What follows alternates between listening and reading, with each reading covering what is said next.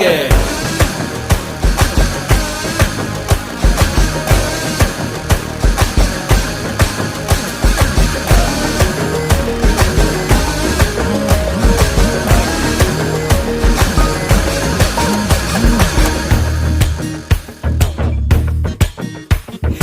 Apple போன போல கையில எடுக்கவா, உன்னை அப்படியே டச் பண்ணி கொடுக்கவா.